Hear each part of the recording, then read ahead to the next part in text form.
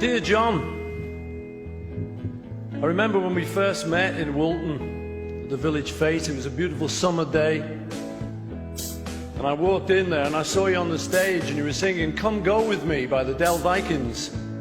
But you didn't know the words, so you made them up. Come go with me to the penitentiary. It's not in the lyrics. Remember writing our first songs together. We used to go to my house, my dad's house, and we used to smoke Thai food tea with this pipe that my dad kept in a drawer. Didn't do much for us, but got us on the road. We wanted to be famous.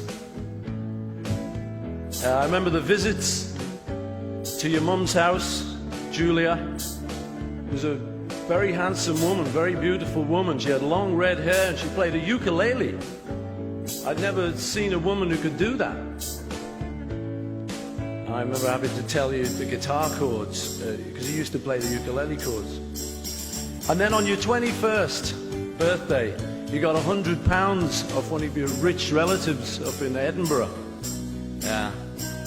So we decided we'd go to Spain. So we hitchhiked out of Liverpool. We got as far as Paris. We decided to stop there for a week. And eventually got our hair cut by a fella called Jürgen. And that ended up being the Beatles haircut. Remember introducing you to my mate, George, my schoolmate, and him getting into the group by playing Raunchy on the top deck of the bus. You were impressed.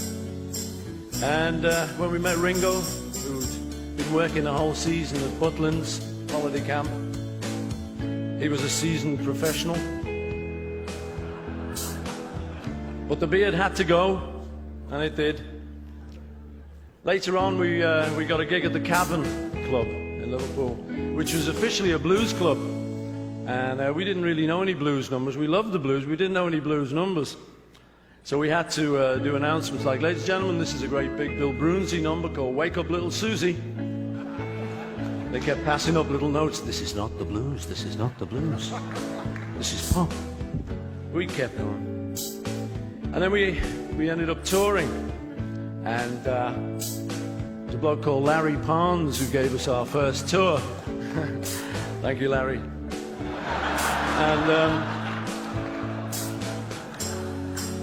remember, we all changed our names for that tour, and I changed mine to Paul Ramon.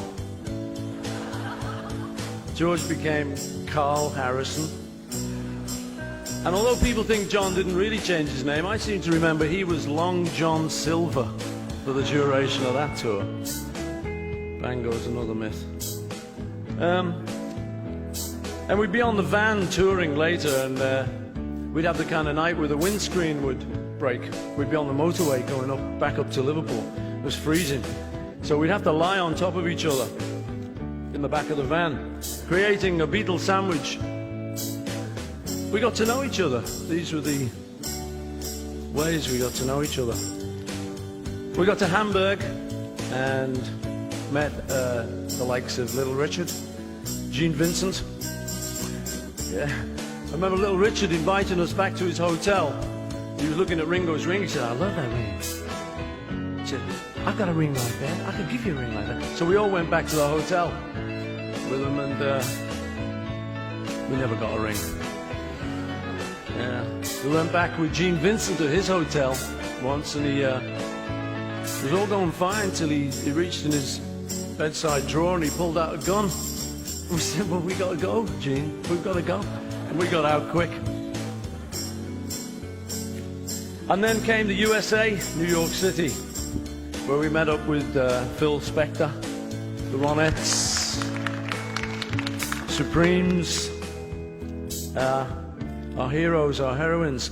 And then later in LA, we met up with Elvis Presley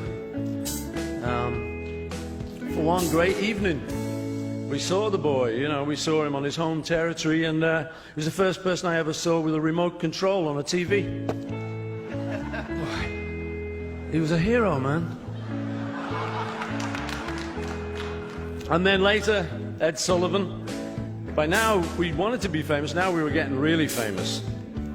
I mean, imagine meeting Mitzi Gaynor in Miami. And later, after that, recording at Abbey Road, I still remember doing Love Me Do, because John officially had the vocal, Love Me Do. But because he played the harmonica, George Martin in the middle of the session suddenly said, will you sing the line, Love Me Do? Like the crucial line. I said, okay. And I can still hear it to this day. John goes, wah, wah, and I go, Love Me Do. I remember writing Day in the Life with him. And the little look we gave each other as we wrote the line, I'd love to turn you on. We kind of knew what we were doing, you know. Sneaky little look. Ah, boy. And after that, there was this girl called Yoko Ono, who showed up at my house one day, and it was John Cage's birthday. And she said she wanted to get hold of a manuscript to give to John Cage of various composers, and she wanted one from me and John. So I said, well, it's okay with me, but you'll have to go and see John. She did.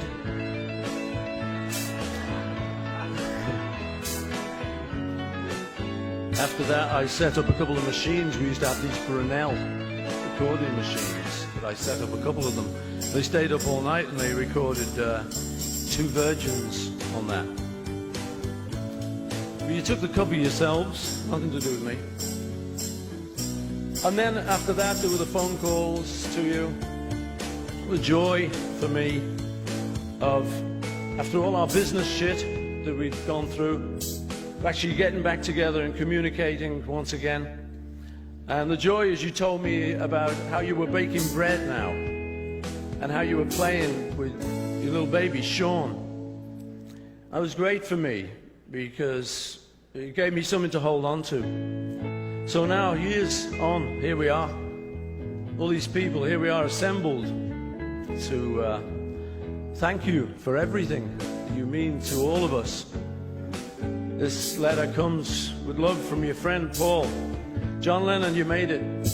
Tonight you're in the Rock and Roll Hall of Fame. God bless you.